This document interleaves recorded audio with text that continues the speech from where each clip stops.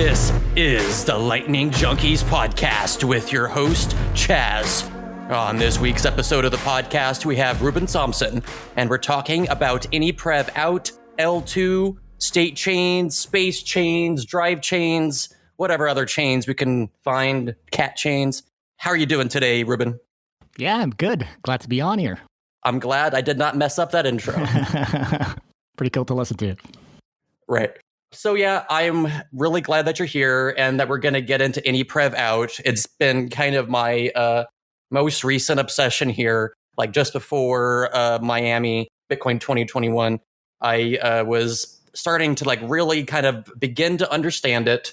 I'm kind of a laggard because we had you on, I believe, for episode 10 in either late 2019 or early 2020.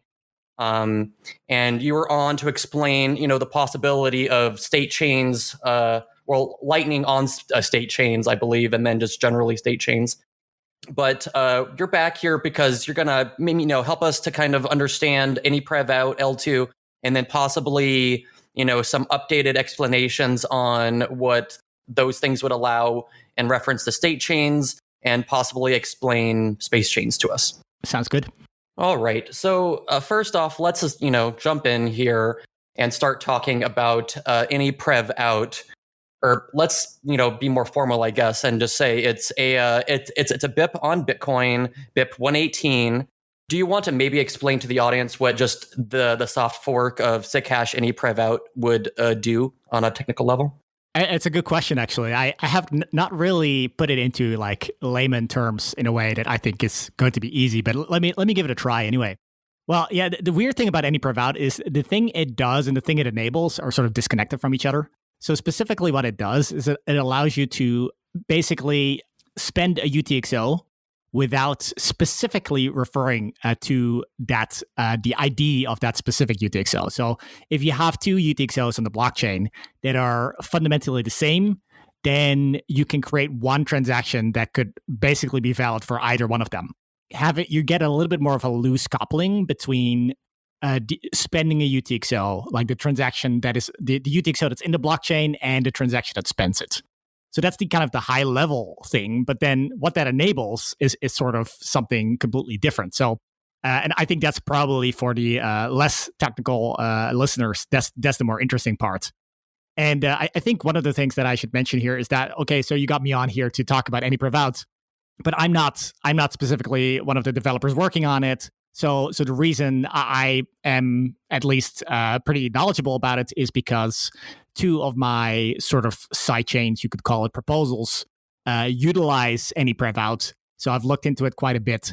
But specifically, it's the BIP. As well, originally, it came from the Eltoo paper, ELTOO. And this was a paper by Christian Decker. And it has a very specific purpose. Namely, it is trying to create a different type of Lightning Network transaction, where currently you have sort of like this penalty structure where you create a transaction, and then when you update it, you want to make sure that the previous version of your channel doesn't go on chain. So you add a sort of a penalty to it. And with ANYPREVOUT, you can actually change that, and you can sort of overwrite a previous transaction. So if you have an old state on the Lightning Network and it enters the blockchain, it appears in the blockchain, you can overwrite it with a new state. So that's really the kind of the main thing that ANYPREVOUT was made for. And it used to have a different name. That's might be good to mention too. So it used to be SigHash no input, and it changed to SigHash ANYPREVOUT. And Anthony Towns basically got involved with it, and he's quite excited about it. And he's one of the kind of the main, I'd say, authors of the rewrite of the original BIP. So first it was no input, and now it's ANYPREVOUT. So those are really the main guys behind it. So from my understanding, he wrote a updated version that includes kind of Taproot in there. Is that right? Yes, and that has specific reasons. So it is thought that doing it via Taproot is ultimately, well, very specifically, you sort of have to, the question with ANYPREVOUT was whether or not it poses a risk for people who accidentally spend an output using ANYPREVOUT, and then it might be valid for more than one output. So in order to prevent that, one of the mitigations is to basically disallow the so in Taproot specifically, you have sort of two ways to spend a Taproot output. You can spend it with a key, so that's the key path, or you can spend it with a script.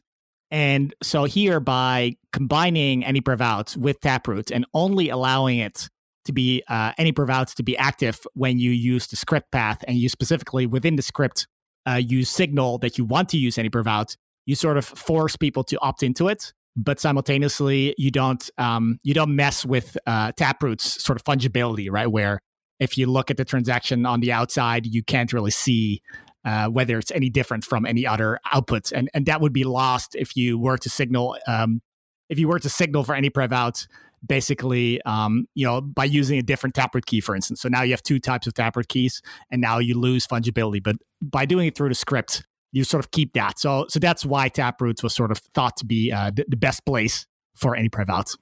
So before we move on to L2 specifically here, I just, thought it'd be good to ask, are there any disadvantages to ANYPREVOUT that you're aware of? Any reason why people might think it's controversial or anything like that? The first thing is kind of what I was already alluding to, where you can have a situation where you start using ANYPREVOUT and the user is careless. So one thing that could happen, for instance, is you let somebody pay you, and you want to spend that payment via ANYPREVOUT, so you opt into ANYPREVOUT ahead of time, and then you spend the UTXO, and then later somebody sends a second payment to that same address that you gave them, and now that same address, because it has ANYPREVOUT enabled, the same transaction could potentially be replayed. So I think, I would have to go back and check, but there are certain mitigations, like having, maybe both UTXOs need to have the exact same amount, things like that. I'm not fully certain about those details. But things like that are sort of like anyone who wants to utilize ANYPREVOUT needs to be extra careful, basically, when they do so. And, address reuse is kind of the main thing that you don't want to do with ANYPREVOUT. Address reuse is already heavily discouraged within kind of Bitcoin, I think. So would you say that that kind of issue would be big enough to make this soft fork controversial at the end of the day? Like Taproot was kind of controversial, like someone wanted added a parameter or something. I still don't really understand that. But do you think there's anything comparable on the ANYPREVOUT side? I don't think it's going to be controversial in the end. I think, well, in the past, there has been a bit of, back and forth on how to do it in the most secure way possible. And there was some disagreement there among the developers. So maybe that will come back, but I feel like the dust is sort of settled and everybody's just sort of like, there are some things that are potentially unsafe if users do very specific things that they shouldn't be doing. But overall, I don't think it's going to be a showstopper, but who knows? Is there anything else that can really be said about ANYPREVOUT at this point without just getting into more technical stuff and kind of digging deeper on that side? I mean, there's one more theoretical objection to ANYPREVOUT, which is that it enables everything that opctv also enables. So this is opctv is by Jeremy Ruben, and it's kind of a way to do very simple covenants. ANYPREVOUT is not really meant for that, but it happens to sort of function in a similar way. I will say opctv is more efficient. So ultimately, if you want to do covenants, that's the way to do it. But what that means is that if you have any objections to opctv, or you think there's a weakness or something that makes that not good for Bitcoin, then that would automatically also apply to ANYPREVOUT. Personally, I don't think there's really a strong case to be made, but things like Spacechains, for instance, Spacechains utilize the kind of ANYPREVOUT covenant structure, and you could argue that a really popular Spacechain messes with Bitcoin's incentives, and maybe therefore you don't want to allow it or something like that. I think it's pretty far-fetched, but I guess that's one more. If I had to really stretch it out and think of one more objection, I guess that would be it. Just to make sure I understand what you're talking about here, CTV is check template verify? Yes, yeah.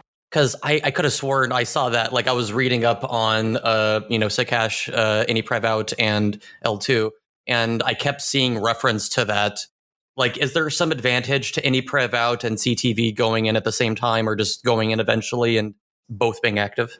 Yeah, they can probably synergize because you can sort of well, ANYPREVOUT is good for Lightning, and OpCTV could be useful for things like Lightning channel factories. So I can see them sort of like being useful together. So the thing I specifically said is like technically you can do everything that OpCTV does with ANYPREVOUT. Well, almost everything. There are some key differences, but it would just be very inefficient. So OpCTV is very much preferred for those use cases. Got it. I'm not going to hit that too hard on this episode. So sure, yeah. I think we're going to go ahead and move on to Eltoo here. So from my understanding, like Eltoo is a off-chain protocol where you can basically do sequence numbers. So there was N sequence, like the first version of Bitcoin had N sequence in it. That didn't work apparently. Like it was just like a kind of like a broken payment channel thing. Yeah, it was completely broken. Like it wasn't miner incentive compatible. Like the idea was that miners would just ignore older N sequence numbers and they would just take the highest one, regardless of how much it would be paying in terms of fees. And that's just not compatible with incentives. So that just doesn't work. And so L2 kind of fixes that by making that an actual workable idea. You could say that. I don't think it's exactly the same, but that would be one analogy. Yeah. Got it. Okay, so maybe I'm just reading into the analogy too much there. Well, I mean, it's all right. Like so the difference is that with the N sequence number, the way it was intended by Satoshi, as far as I know, at least, it was meant prior to confirmation, right? So prior to confirmation, you could send a transaction, and then you could send another transaction, and you just increase the N sequence number, and now hopefully the network would take that second transaction instead of the first transaction, regardless of what the fees were doing. Here, it is actually after confirmation, you can sort of still overwrite one transaction with another. So you could think of it as your previous transaction did hit the blockchain, but now you can overwrite it with the new transaction. So let's get into exactly what that would allow here a little bit. The first thing that's kind of obvious, I think most people are aware of with L2, is that it would allow you to construct a different version of a Lightning channel that does not have the penalty transaction. I think that's the one trait that I remember from all my other podcasts, people bringing up L2. There's quite a bit more than that. Is that right? I would say that's the key thing. But yes, it subtly enables a bunch of other things, like the Spacechains thing I alluded to, like that's sort of like, not its main use case. But yes, I would say that is really kind of why ANYPREVOUT is primarily interesting. Removing the penalty structure has some effects that maybe are not obvious, which we should mention, is mainly it actually allows you to do Lightning channels with more than two people. So you can do Lightning channel factories, things like that. That is currently not possible because currently the issue you run into is, let's say you have three people, you have a channel with Alice, Bob, Carol. Alice does something wrong. Bob punishes Alice, but because Carol was not the one punishing Alice, Carol gets nothing and also sort of like indirectly gets punished by Alice's behavior. So you sort of have this issue where with punishment, there's only the person punishing sort of like wins. And if only one person can punish, you can't do that with more than two people. Right. So because it's a very kind of simple penalty mechanism, if I'm understanding. I want to call it simple in reality, but it's relatively simple in its execution, right? Yeah, I mean, it sort of like creates a bunch of headaches for Lightning, for the Lightning implementation. So one of the issues is that for every possible state that you had, you have to remember the data that allows you to punish. So this sort of creates a ever-growing state of your channel that you have to keep track of. Whereas with the kind of overriding mechanism that ANYPREVOUT enables, you just remember the last state. And then anytime you see an older state, you just overwrite it. And that makes it much easier. You just basically have one transaction that you have to keep track of. And you update that transaction as you go on. But you don't have to like remember what happened in the past. And then the second thing is, if something goes wrong, right? Let's say Alice and Bob have a channel and Alice just accidentally loses track of things. And she thinks you're at an older state than you're actually at. And Alice closes the channel now. Now Alice gets punished for granted, she did something wrong, but like, these things happen, right? Like Alice could just accidentally sort of do the wrong thing, and now she loses all her money to Bob. Whereas with the ANYPREVOUT mechanism, Bob would simply overwrite her older state with a newer state, and now Alice and Bob are both made whole, basically. Because we're only keeping the kind of latest channel state, that would imply that watchtowers are more lightweight, channel backups are easier, and things like that. So that seems like a pretty big win just on that particular side of things. Yeah. There's one more, I guess, like slightly harder to explain thing, but currently with the Lightning Network, with the punishment method, you need asymmetric state. So for every state that you create, both Alice and Bob have their own version of the transaction. And it's a different kind of transaction, because depending on who sends out the transaction, the other person needs to be able to punish. So this asymmetry also just goes away. You just have one transaction that both Alice and Bob have, and that makes things a lot easier too. I wasn't even aware of that particular part, so thank you for that. But so you mentioned channel factories, which are also known as multi-party channels. That one, I've also been having a hard time kind of imagining in my head what that would really look like. Like, I can kind of think it through, but I keep thinking, like, why would I want to share a channel with someone else? Why would I want to give up, sole control of what's going on here? So the main reason is just cost, right? So what you want is, if everybody has to have their own UTXO, then you have to have more UTXOs in the blockchain, and you can reduce that. So let's say you have 10 channels. You can now, if those 10 people, I guess 10 channels means 20 people maybe. If those 20 people cooperate with each other, they can create a single UTXO on the Bitcoin blockchain, and all of their 10 channels can be inside of that one UTXO. And it just reduces the on-chain footprint basically by another 10x in this case. But that assumes that everybody's cooperative, right? And that's always kind of like, that's the tricky part here, where I think Lightning channel factories have that's the biggest unknown. Like, how are users going to interact with each other? Are people really going to be online? It sort of requires everybody to be online and vigilant. And I think this type of mechanism probably isn't very well suited for things like, Lightning on your mobile phone, where you go offline from time to time. That's probably less ideal in that kind of Lightning channel factory scenario.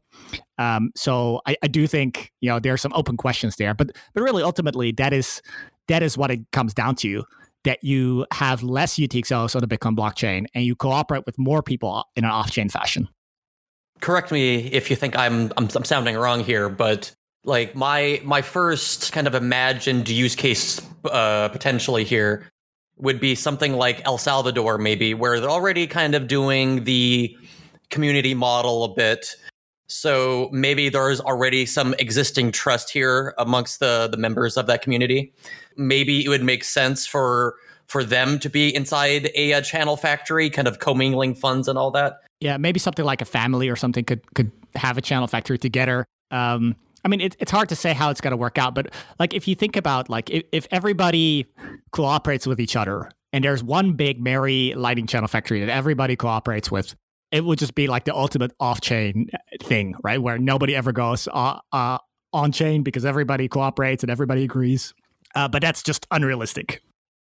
Right. So, I mean, I guess that's kind of what was kind of my first thought of, like, well, we could have everyone on this kind of layer 3 channel factory layer. No one ever touches base chain Bitcoin. No one even touches the Lightning Network very often. You already kind of made the insinuation that it's not very likely to happen in that way. But do you think it's likely that we're going to see a lot more scale come through this sort of thing, where if, let's say, you and I, like, I'm not sure if you and I trust each other enough to have a channel factory.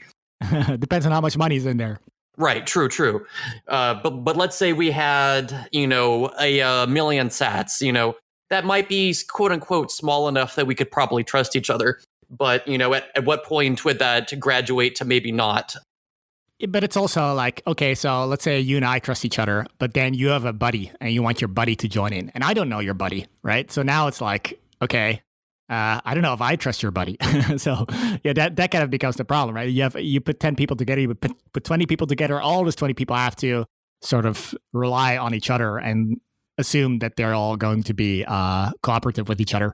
I think that's a fine assumption, and I think it's totally something we have to move towards. But it's sort of a social scalability issue, right? So I'm just pointing out that there is going to be some kind of limitation, and where that limitation is really depends on how reliable people are, what their uptime is, and I'm optimistic about this in the sense that I think ultimately, instead of having this kind of like mobile wallet setup, I think ultimately everybody should just have kind of an always online computer in the back of their room that just does all the communication, and that way you can enable these things. So I'm optimistic about it, but simultaneously, we just if it worked perfectly, then it would be like insane scaling because everybody would just communicate with everybody, and that's not going to be the case either. Let's kind of take this apart ever so slightly. So I think the whole thing makes a lot of sense because maybe this wasn't clear because I want to make sure this is clear that if you're like adding members to the channel factory, that you can essentially do that without touching the base chain of Bitcoin, that you're doing it all on Lightning, or are you going to correct me on that? Yeah, no. There are some ideas out there, and I think ultimately when you do something like that, it sort of comes down to this sort of state chain like system. Because ultimately the problem is, let's say Alice and Bob have a channel. Carol wants to join the channel. The base of the channel is Alice and Bob. So whenever Alice and Bob agree, they can change whatever the outcome of the channel is, regardless of what Carol wants. And ultimately, you cannot change that, right? Alice and Bob are the owner. So if Alice and Bob are nice to Carol and Carol trusts Alice and Bob, you could say like, okay, fine, you can do that. But then what you sort of have is you have Alice and Bob being a federation to Carol. State chains basically are this thing where you just have a federation that you assume people feel like they can trust. And instead of trusting Alice, instead of trusting Bob, Carol trusts the federation, Alice trusts the federation, Bob trusts the federation. So that's, I think, what it comes down to if you want something like that. The pure Lightning Channel Factory implementation, when Carol wants to join, Alice and Bob have to go on chain and add Carol to the outputs that's on the Bitcoin blockchain. Okay, so there obviously a misunderstanding on my part. But I remember reading something that would imply, maybe I was reading about something even further out or something, but something that would make those things way cheaper and essentially free. But maybe I'm just going to stop while I'm ahead here, or not ahead. I mean, I know there's been some speculation on this topic. I think it's too early to say that that's going to work. Personally, I'm skeptical that that's going to work. I think there are trust assumptions there, right? And those trust assumptions may make sense in certain cases. Like, if you have 5 people and you trust 4 of them, maybe it's okay. I'm just going to back off from that point and get to where we're a little bit more on firmer ground here. Kind of going into other things that Eltoo might allow.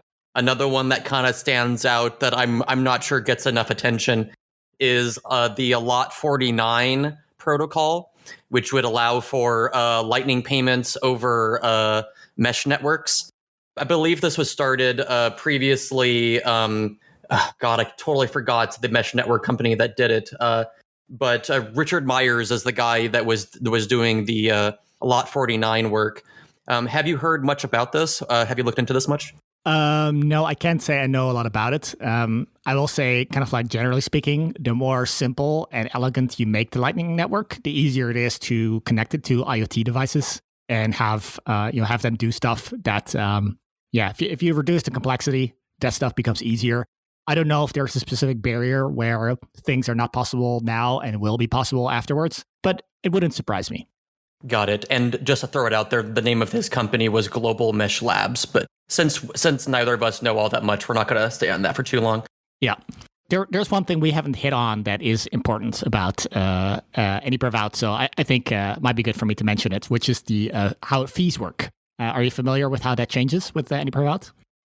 I do see it changes, but I don't know specifically how it changes.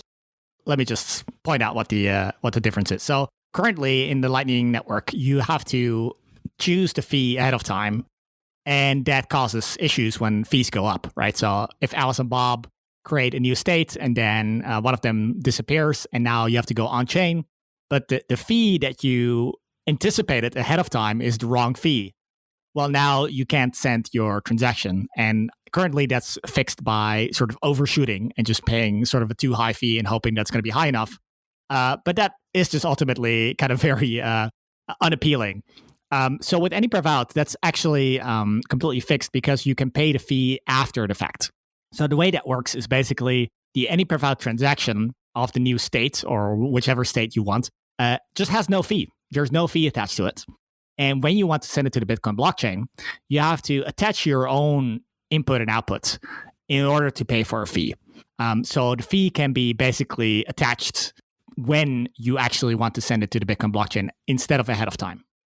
Just to keep us moving here, do you know anything about layered commitments that Anthony Towns wrote about? I think this is his, post on the Bitcoin Dev mailing list. Unfortunately, I found it a little dense to get through. So I think I talked about this with Fiat Jaff, who created the website that we should give a shout out, ANYPREVOUT.xyz. It's a great resource for looking at ANYPREVOUT and kind of what it enables and what still needs to be done. So if you want to advocate for ANYPREVOUT, that's definitely a website you want to visit. Props to him for making that. But I don't fully understand what it is. At a high level, what I think it does, but I might be completely wrong about, is that basically he was looking at when you have ANYPREVOUT inside of ANYPREVOUT, you sort of have this layered structure. There might be certain issues with time locks, and I think he was trying to look at how that should be resolved. But other than that, I can't really comment on it. All right, no problem. I was just hoping maybe you already understood and it was just going to be a quick thing there. Unfortunately not. All right, that's fair enough, man. That's like I'm having a hard time understanding half of the stuff anyway. So I appreciate you helping me through what you can here. Sure. Kind of taking a step back to the previous episode where you were on last, episode 10, for anyone that wants to go back and listen to that episode and hear just the general state chains explanation. You might kind of give a brief one now, but I don't think it's required to do a deep dive again on that. Right. But L2 and ANYPREVOUT essentially allows a different kind of state chain. And so I believe right now I just pulled up one of the current state chain implementations in a wallet called Mercury Wallet. Have you looked at that wallet quite yet? Yeah, so that's the implementation by Commerce Block. So basically, they like the state chains idea and they built it out. So they have currently a testnet version running. Because they did this before ANYPREVOUT was a thing and before even Schnorr was a thing, they had to make some cutbacks. I think that's good, right? That they ran with it and try to get it as far as they can. And I think once Schnorr is there and once ANYPREVOUT is there, I would assume they're going to upgrade and sort of like add new features. But yeah, because of that, there were some fundamental changes. So they dropped kind of the blind part of state chains, which is I think both versions are interesting to work out. Because with the blind variant, you require more user interaction, and with the non-blind version, you can kind of let the state chain entity do more work. Yeah, I guess a quick recap for what state chains are. I won't make it too long. Listen to the episode 10 if you want to hear it. But basically, what it is you share a UTXO with a federation, and because the federation is involved with that UTXO, you can send the UTXO off-chain to others. And since you can do this blindly, at least in theory, the current implementation by Commerce Block doesn't have this, you can even do this in such a way that the Federation doesn't even know they have your coins. So that's kind of the short summary. And this has some advantages over something like a federated sidechain because mainly they don't know they have your coins, and there is less trust required because you always have a transaction that allows you to go on-chain and claim the funds. Whereas with the federated model, you need them to actively give you your coins back. So that is a kind of a trust upgrade in that regard. I'd say the main weak points currently for the Commerce Block implementation, and the main one that ANYPREVOUT actually changes is that they have decrementing time locks. So it is actually possible to do something like channel factories or in this case state chains today. But the way you do it is that every time you update the state, your time lock goes down by depending on what your security assumptions are, maybe a day or maybe an hour. And what that means is that after a certain number of transfers, your time lock is down to 0, and now you're forced on chain. That sort of like gives a time limit to your statechain UTXOs. And with ANYPREVOUT, that is no longer necessary. So that sort of improves basically the lifespan of a UTXO on a statechain. Obviously, we talked last time about how Lightning might work on top of a state chain. Obviously, the current implementation does not even touch Lightning. It's just the state chain by itself.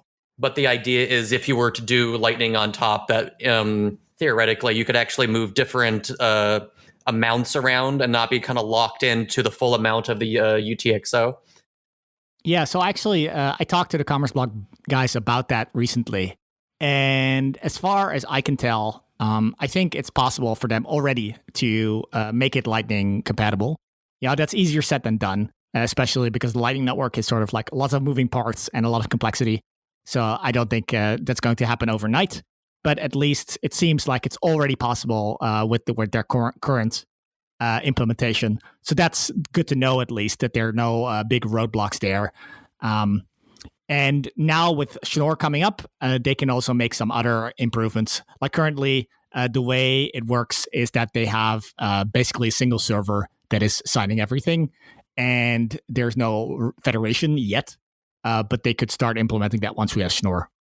Got it. And so just kind of on a more broad level, do you kind of like the wallet? Does it kind of give you more real world thought process on how the stuff like actually might work? And like, because I find the interface very interesting to look at, kind of complicated, but kind of interesting, showing you your state chain UTXOs, the time until your timestamp expires, and some privacy scores here. Do you kind of like this interface? Is this kind of what you expected? Did they kind of do a good job of putting into the real world your kind of idea here? No, I think they did a great job. I think it's not easy, and it's going to require a lot of work. And the way I see it is, it's an open protocol, and I would like to see as many implementations as possible, similar to kind of how the Lightning Network has many implementations. What they have focused on thus far is if you have a full UTXO, the use case of sending that full UTXO to another person, when do you need to send that exact amount that you have in the UTXO, right? It's kind of slim. So what they focused on was actually the coin swaps. So that's another very interesting thing you can do with state chains. Let's say if everybody has like a 1 Bitcoin UTXO in a state chain, then if you can swap those UTXOs off-chain within the state chain protocol, then you basically have created an off-chain coin join, I would say. Whether you want to call it coin join or coin swap, it kind of depends on how you look at it. But you can throw 10 of these 1 Bitcoin UTXOs together and you can swap them all. And you can do that all off-chain. So that's what they focused on. And that's, I guess, also how the interface is currently built in terms of privacy, right? So yeah, I think for what they're doing currently, it makes sense. But once you start adding more and more features, I think there's going to be a lot of complexity there. And I think it's a similar sort of complexity to how you have to think about the Lightning Network, right? Like the Lightning Network wallets are not easy too.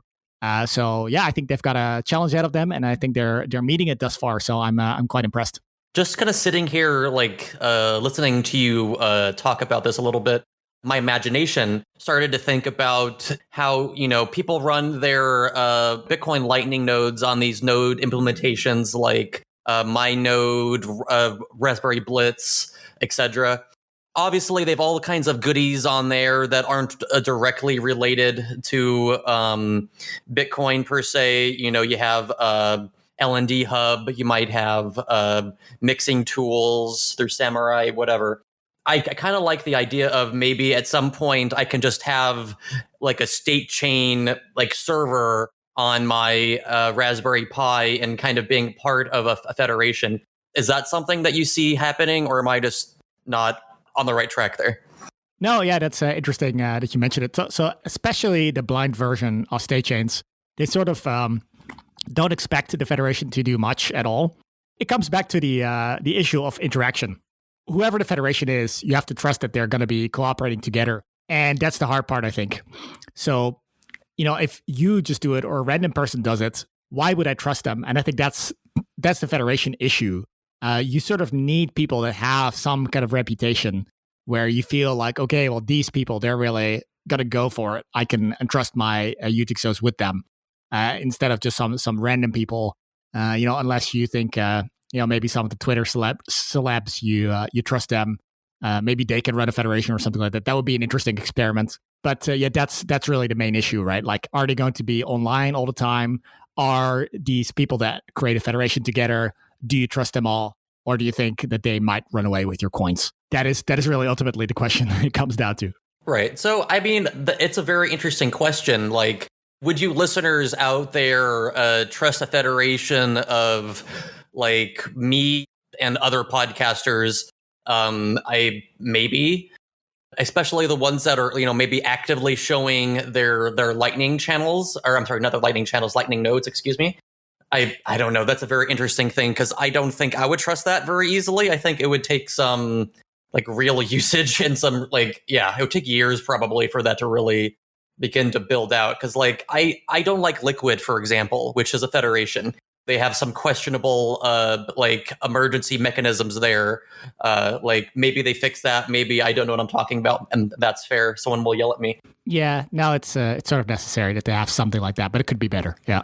But, either way, it's just like as a Bitcoin person, it's like I think everyone's going to have that question mark there of like trust. I thought we're not supposed to have that around here. You shouldn't forget it's also about transferring, right? So when you, so let's say you have a UTXO with these Bitcoiners that you trust. Well, now you want to transfer that UTXO. What that means is that whoever is receiving it also has to trust the same people that you trust, right? So there is yet another issue. So that's kind of where it becomes tricky.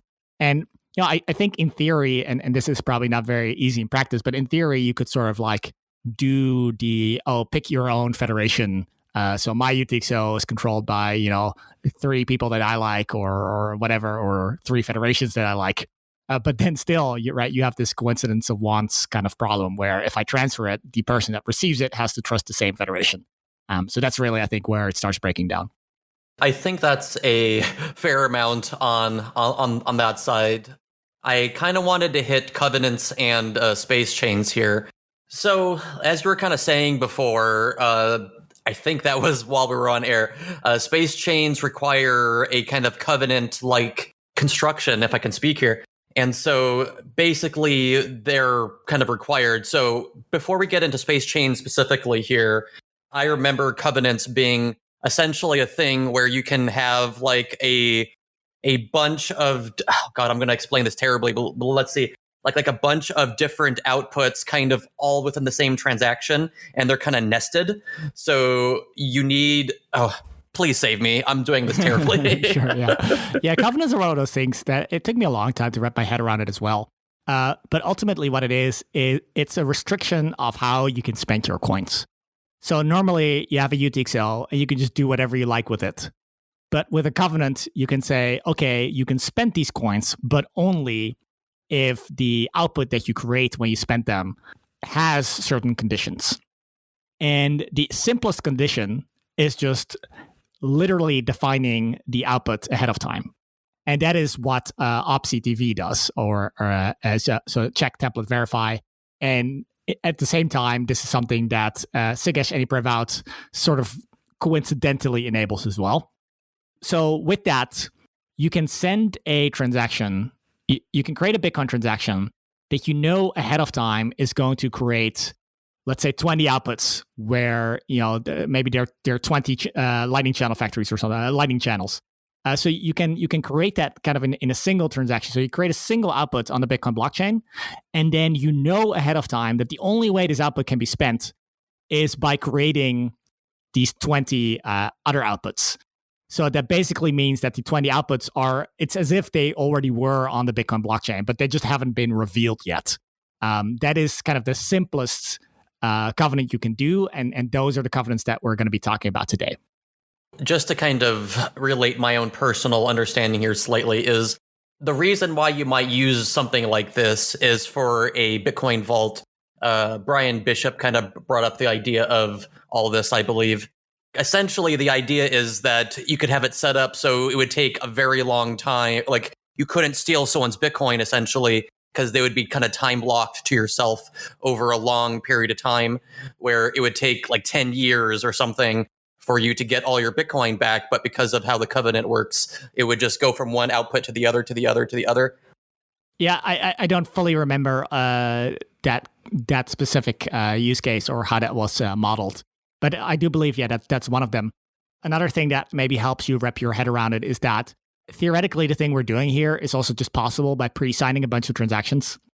But the pre-signing, one, requires more data because you need all these signatures. And two, it requires more interaction, where everybody who is part of whatever you want to create, they all have to kind of interact together to create the signature. So OpsCTV just makes it easier, where one person just creates how everything is supposed to look.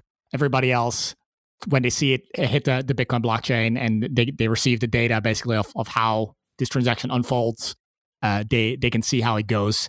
And yeah, there are a bunch of use cases that Jeremy Rubin probably knows better, but he has I don't remember the exact website. Was it like something like UTXO dot? I don't remember, but he has a good website where he shows all the use cases. And one of them is sort of like, if you want to create a bunch of transactions, but you don't quite, like, fees are high, then you can send a single output on the Bitcoin blockchain that basically is guaranteed to, in the future, create a bunch of outputs.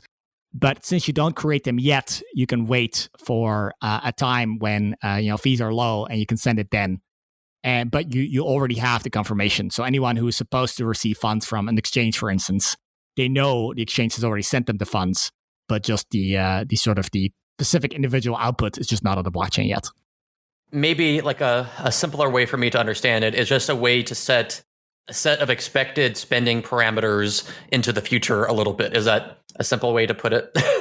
Yeah, it depends on what you mean by parameters, right? But because the parameter here is just, think of it as pre-signed transactions, right? Like, if you can decide, you have to decide ahead of time how the transaction is going to be spent.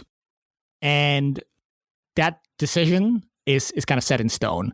And you can have, I guess you can have conditions where, you choose either path A or either path B, but what the path is going to be, you have decided ahead of time. How does Spacechains find their way into the mix here? Yeah, so specific to Spacechain. So let me give a high level overview. I don't think like when we did episode 10, I don't even think I invented it yet. So I don't think so. Yeah. So with Spacechains at a high level, what it does is it allows you to create an unlimited number of blockchains without requiring an altcoin. And they are tied to Bitcoin in some way that makes it beneficial to Bitcoin. So you can think of it as sort of doing altcoins without the altcoin, creating chains, but these chains don't have their own nasty token that is going to compete with Bitcoin. So the way that's done, there are kind of two mechanisms here. The main mechanism, I guess, that we should talk about now is how to create blocks for these space chains. And the way blocks are created is by creating a transaction on the Bitcoin blockchain and attaching the hash of the block that you want to create. In order to do this, we need some kind of structure of transactions that exists, of which one transaction goes into Bitcoin blockchain per Bitcoin block. And then anyone can choose to attach their hash to it in order to create a space chain block. And whoever pays the highest fee actually is the one who gets to create the space chain block. And because you need this kind of framework of transactions, you need to have a covenant to ensure how this framework is going to unfold. And the unfolding is literally just one transaction per Bitcoin block. But you need to have that, those transactions need to be created ahead of time, and you need to have a guarantee that those transactions cannot be spent in some other way. So with that framework and with a covenant, you can basically create a single transaction on the Bitcoin blockchain. And now everybody provably knows that there's an output on there that can only be spent in the next block in a very specific way. And that one creates yet another output that can only be spent in the block after that, et cetera, et cetera. And then you attach to this framework your hash, or anyone can attach their hash to it in order to create a block. And they pay for this. Basically, whoever pays the highest amount in Bitcoin fees they're the ones who get to attach their hash to it, create the spacechain block, and receive the fees inside of the spacechain block. The first thing that kind of hits my naive brain here when you're saying add features without adding an altcoin is I'm thinking of drivechains here, which is a similar idea. Do you kind of want to, maybe before we get too deep into spacechains, contrast the difference between drivechains and spacechains? Yeah. So the main thing here is what I've explained so far is just how to create a blockchain inside of the Bitcoin blockchain. And that's nice and all, but now that you have your own blockchain, what do you do with it? And generally speaking, the answer has been, oh, well, you create an altcoin. And then that altcoin is going to be living on this alternate blockchain. And once you do that, then even if that blockchain is, getting its consensus from Bitcoin, if it's an altcoin, it's still competing. And so the ideal way of dealing with this is to create a so-called two-way peg. And the two-way peg is literally a mechanism that allows you to send your Bitcoins from the Bitcoin blockchain to this alternate blockchain.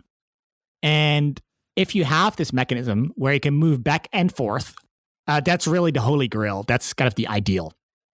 Drivechains are a solution to that. But the solution requires trust in miners.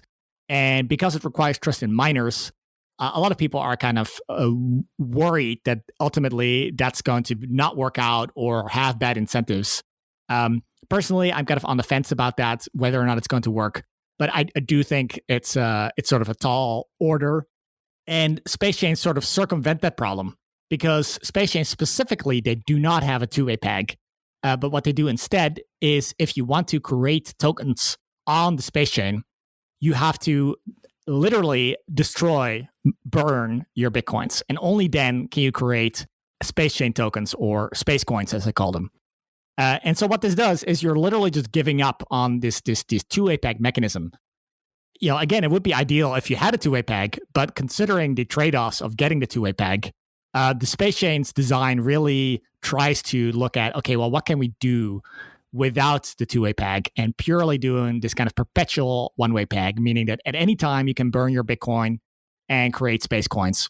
And it turns out there's still a lot you can do despite not having a two-way peg there. Let me just ask the question, because it seemed like you kind of alluded to it at the end there. Would it be possible, would it break the whole space chain idea if it were a two-way peg?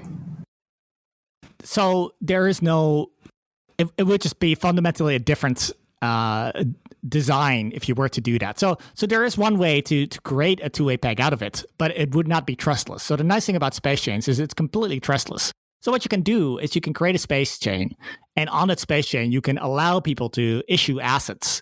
And then somebody can create a federated two-way peg asset on the space chain. So that would be possible.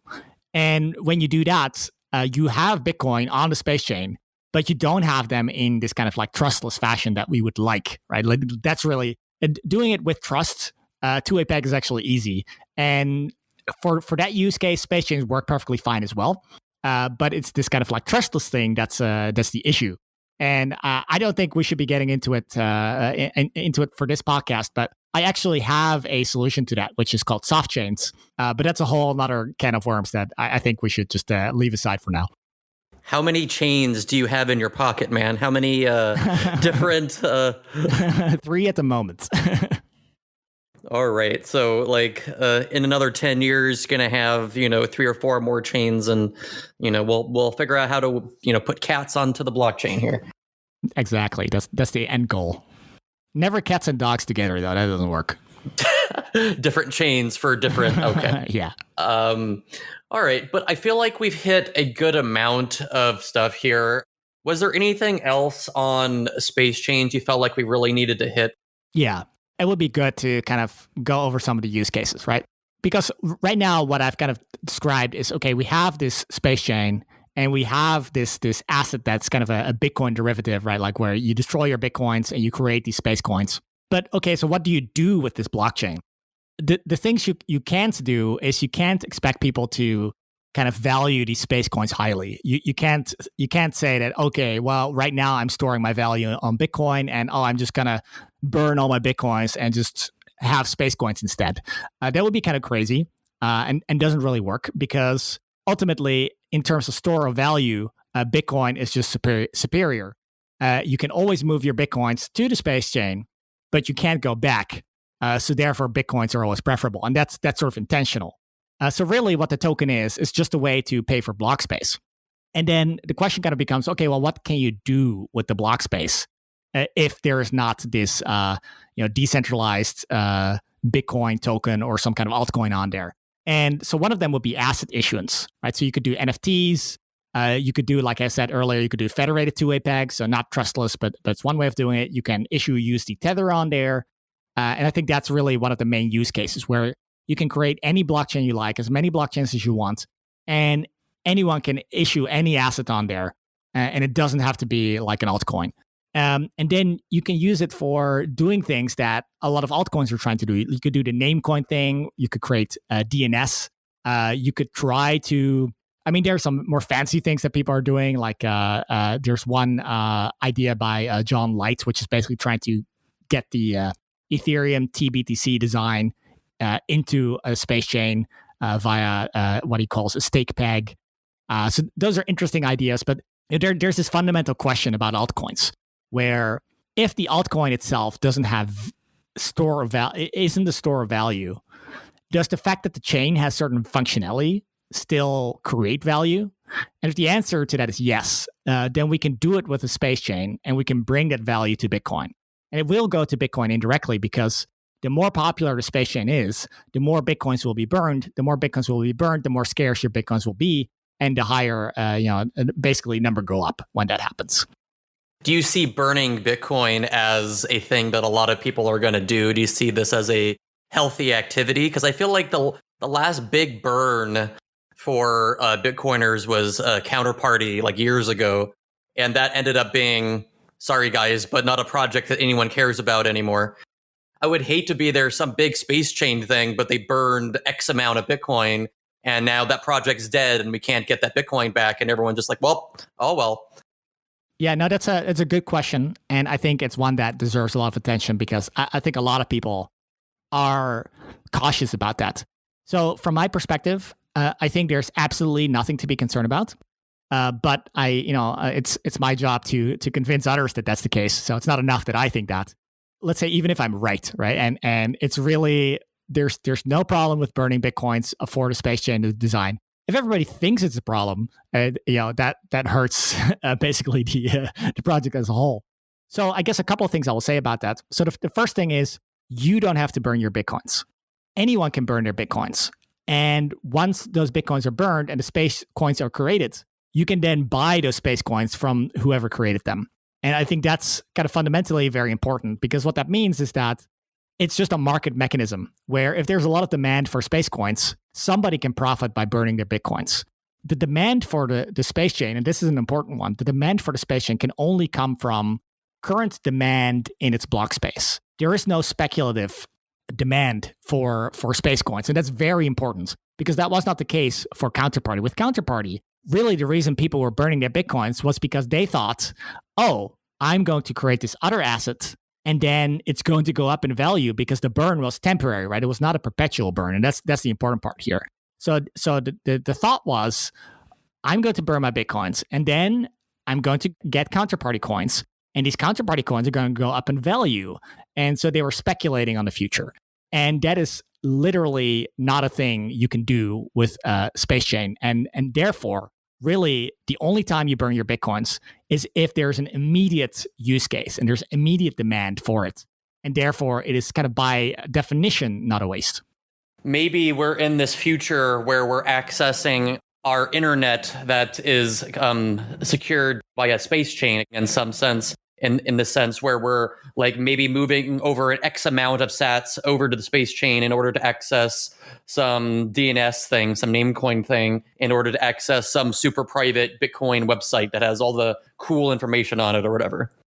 Yeah, that would be possible. I think mainly just token issuance, NFTs, things like that are going to be kind of a good use case. And there is kind of a third sort of interesting use case, but it's slightly more complicated. Are you still up for one more interesting use case, or do you want to wrap it up? Give me one more use case, man. All right.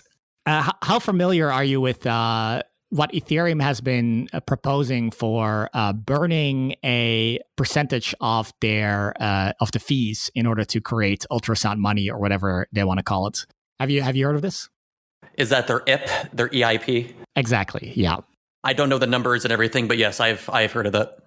The mechanism there is one where instead of the fees going to security, the fees kind of go to the existing users by burning some of the fees, right? Because if you burn some of your ETH, what that means is that all the remaining ETH is going to be worth more.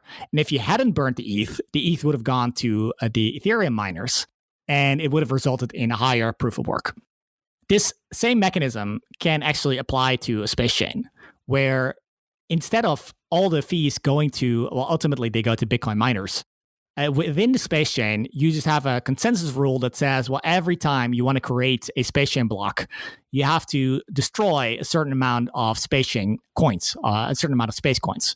And what that does is it creates a way for coins to leave the system. And this stabilizes the value, because in order to add a coin to the system, you have to burn a Bitcoin. And then over time, these space coins, they disappear, they exit the system. And so what that does is it sort of creates a one-to-one peg with the Bitcoin price. And I don't think this is a very strong peg, in the sense that if you have large fluctuations in demand, the peg is not going to hold. But for low value payments, this might actually enable a sort of, it wouldn't be like the Lightning Network, but it would be sort of like a space chain alternative to low value Bitcoin payments, where the space coins are actually worth what a Bitcoin is worth. I know there's a lot to grasp, but hopefully you sort of got the idea. That space chains will basically enable super ultrasound money. Is that what I heard? Well, I wouldn't say it's ultrasound money, no. I was teasing. I'm just saying it's sort of a two-way peg. It's sort of a two-way peg, but it's a weak one that I think would work for a low value. I would not be optimistic enough to say it works for high value, but it's hard to really predict how it's going to work. But those are really interesting things that we can experiment with. Thanks to Spacechains. And the nice thing is there's no altcoin. It's not competing with Bitcoin. So it's really all these chains, they function for Bitcoin. And that's really, I think, the key part here, right? Because every time, even if an altcoin does something interesting, you can't accept it because there's an altcoin. And you know that the main thing, even if there's something interesting there, it's just overwritten by all the shit that happens when there's a shitcoin. Right. Dumping on retail, pre-mines being the most common here. I wanted to ask a kind of silly question here to kind of wrap us up. Would it make sense? I'm guessing not, honestly, but would it make sense to put Lightning Network on top of Spacechains? Yeah, I think the Lightning Network makes sense everywhere. Basically, I see the Lightning Network as a multiplier of a blockchain, where you take the existing blockchain and you create channels on top of the existing blockchain. And now you have, you can do more, basically. So absolutely, you could imagine having a space chain with, USD Tether issued on there, or even Liquid does, like Bitcoins being issued on there, and people opening Lightning channels on a space chain with either Bitcoin or USD Tether and using it like that. Absolutely, I think that makes total sense. I guess my reaction to how you kind of formulated how it would work, it would be, I don't think anyone would use that, because then those channels would not be interoperable with Bitcoin Lightning channels. They would be Spacechain Lightning Network. Spacechain Lightning Network off by itself. Is that right? No, that's incorrect. Oh, really? Yeah, you can. So the Lightning Network is really a blockchain agnostic. It really doesn't matter on which chain you have coins. So maybe the easiest example is let's take Liquid, right? You can have a Liquid Bitcoin channel with Bitcoins on the Liquid network, and you can just interact with the Lightning Network in just a regular way. The only thing is you sort of need a bridge, right? You need someone who accepts Liquid Bitcoins and regular Bitcoins, and as long as there's a bridge there, you can route through from Lightning from Liquid to the Bitcoin blockchain. And the same way you can do that with Spacechains. The only exception here is if you use a different asset. Once you start using a different asset like USD Tether, and now you have some issues because you could still even then you could do a kind of a USD Tether to Bitcoin transfer on the Lightning Network, but now you run into the call option problem where somebody can sort of wait and see what the price between USD Tether and Bitcoin does, and depending on that, allow the transaction to go through or not, and make an extra buck. So that's sort of an unresolved issue there, but. Assuming that the Bitcoins that are even in this case, it's an IOU Bitcoin, right? Assuming that the Bitcoins that are issued by the Federation are valued 1-to-1 with regular Bitcoins, they just operate seamlessly on the Lightning Network. All right, perfect. I think we're going to end the show there, if you don't mind. Sounds good. I felt like that was a great answer there. Do you want to go ahead and let the listeners know how they can find you? I believe we're going to be playing this episode on the Unhashed podcast. Yeah, that seems likely. Whenever we can't get an episode done for whatever reason, and we had that like for the last 2 weeks we had the Miami conference, so I wasn't there, but the other guys were there, so we aired some other episodes. So eventually, if that happens again, we might air this episode. It's not a guarantee, but it seems likely. But yeah, generally speaking, I would say go follow me on Twitter at SomsenRuben. There's a little website I made with most of my work, tiny.cc/Somsen. And of course, go and listen to the Unhashed podcast where me and the other co-hosts talk about Bitcoin, tech, and make a lot of jokes. And it's a little bit more, low barrier, a little bit more of a fun podcast as opposed to super technical. But there's some tech episodes in there as well. Say hi to Mario for me. Will do. All right. Well, that kind of wraps up the show here. I just wanted to let the listeners know that you can support the podcast by finding us on Breeze or any other value for value podcast app that allows you to give us sats, boosts, all that good stuff. You could also find us at lightningjunkies.net/support, where you can find different ways to support us, including sats over the Lightning Network as well. But for now, I want to go ahead and thank Ruben for joining us. You're welcome. And thank you. And I will see everybody on the Lightning Network.